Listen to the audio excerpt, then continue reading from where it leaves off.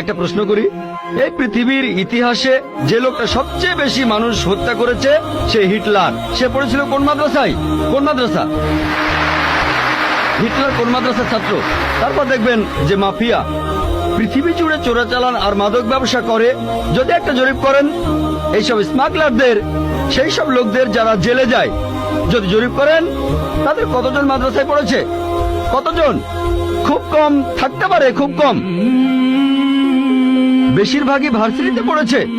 কোন ভার্সিটি? আধুনিক varsity, school, college. তাহলে কি বলবেন স্কুল বন্ধ করে দাও? এটা কি বলবো যে আজ থেকে স্কুল কলেজ বন্ধ, বিএ পড়া বন্ধ, বিকম বন্ধ, বিএসসি বন্ধ? না, কারণ আমি তো স্কুলে পড়াশোনা করেছি। স্কুলে শেখানো হয় না যে ডাকাতি করবেন, চোরাচালানি করবেন, দেশের বিরুদ্ধে যুদ্ধ করবেন। এই লোকগুলো স্কুলে পড়াশোনা করেছে, কিন্তু তারা স্কুলগুলোর কুলাঙ্গার। আর হিটলারও হয়তো আধুনিক শিক্ষা পেয়েছিল। আমি নিশ্চিত তার স্কুল তাকে শেখায়নি যে তুমি 60 লক্ষ ইহুদিকে হত্যা করো। তাহলে বুঝতে পারছেন এরা কুলাঙ্গার।